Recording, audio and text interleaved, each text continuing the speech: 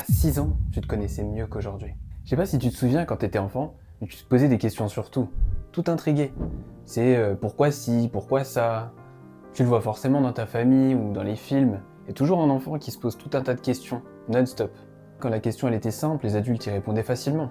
Mais dès que la question elle était un peu trop vraie ou un peu trop complexe, là, c'était autre chose.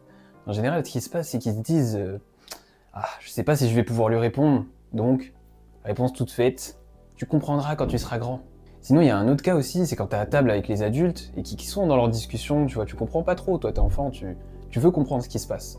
Du coup, il y a un truc qui t'interpelle, tu poses la question, et là, tout le monde t'arrête directement et te dit non, c'est une discussion d'adultes, tu te mêles pas des discussions des grands. Tu sais, on te refoule tout de suite.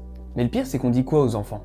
Sois curieux, la curiosité c'est bien, etc. Et à côté, t'as l'expression que tout le monde connaît, la curiosité est un vilain défaut. Et ça a pas de sens. Et ce que je trouvais dommage quand on était enfant, c'est que justement, à ce moment-là, tu vois, tu te poses plein de questions et puis t'apprends que petit à petit, il y a des vérités que t'as pas le droit de savoir, que t'as pas le droit de comprendre. Mais dès que la question elle dérange, ouf, on te stoppe tout de suite. C'est ça qui est dommage un peu quand t'es enfant. Et donc petit à petit, tu te fermes. Et pour moi, c'était pareil, en fait, je me suis fermé, donc je posais moins de questions aux autres, mais par contre, moi, ça me faisait me poser encore plus de questions, vu que j'avais pas de réponse. Et puis t'arrives à l'adolescence, et là, il y a un truc qui change, c'est le regard des autres. Parce que quand t'étais gamin, tu t'en foutais, tu regardais pas trop, enfin on joue, on connaît tous ça. Par contre, à l'adolescence, tu commences à te comparer, tu regardes si t'es normal, si t'as ta place du coup. Tu te poses pas plein de questions sur la vie, etc. comme quand t'es enfant. Là, tu te poses vraiment des questions sur toi, pour te comparer par rapport aux autres, du coup, pour savoir si t'es normal, quoi. Et comment les autres te voient. Et petit à petit, tu trouves tes repères. Tu te fais des potes, tu commences en fait à un peu trouver ta place, savoir où tu te situes. Et un jour, tu te dis, ça y est, je suis mature. Je sais qui je suis. Et c'est à ce moment-là, c'est là que t'arrêtes de te poser des questions sur toi. Pile au moment où t'as besoin de t'en poser le plus. D'ailleurs, j'ai créé une application qui te pose ces questions. Je t'en parle en fin de vidéo. Je vais te donner un exemple pour que tu comprennes pourquoi. Imagine, tu fais de la course à pied. Si c'est pas toi, c'est un ami. Dans tous les cas, tu dois forcément voir passer dans ton fil Insta. Cette personne, elle kiffe courir. Du coup, elle court régulièrement, elle fait des 10 km et tout. Et puis un jour, elle s'arrête. Et 5 ans plus tard, elle a une amie qui lui dit de venir faire 10 km avec elle. Et elle dit let's go, pourquoi pas. Donc elle se met à courir, et au bout de 2 km, elle s'effondre. Parce que mentalement, elle voulait le faire, il n'y a pas de souci. Mais physiquement, elle n'était pas en mesure. La connaissance de soi, c'est exactement pareil. En fait, si tu t'entraînes pas, le jour où tu as une vraie décision à prendre, t'es pas prêt. Je vais te raconter mon exemple.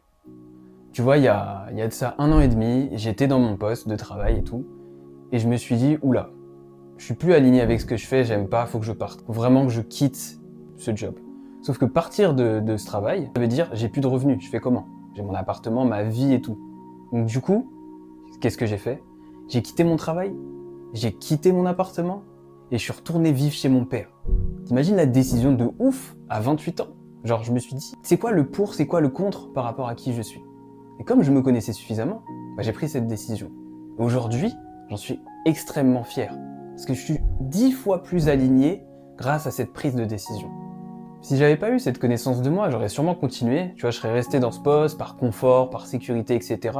Puis dans 5, 10 ans, ou je ne sais pas, je me serais réveillé burn-out, ou même dans ta vie, tu sais, t'es pas bien. Parce que juste, en fait, tu subis ta vie. Tu la choisis pas. Et sans cette connaissance de moi, j'aurais jamais pris cette décision. Je serais resté par confort, par sécurité. Et vu que je savais qui j'étais et ce que je voulais vraiment, j'ai été capable de faire ce choix. Et si ça fait sens pour toi, j'ai créé un outil, ça s'appelle Mon Miroir. En fait, c'est un parcours introspectif guidé par IA qui te pose des questions au lieu de te conseiller. Et chaque parcours que tu fais alimente ta cartographie pour apprendre à mieux te connaître. Le lien est en description. Dans ma prochaine vidéo, je te montre comment faire de l'introspection. Abonne-toi pour pas la rater.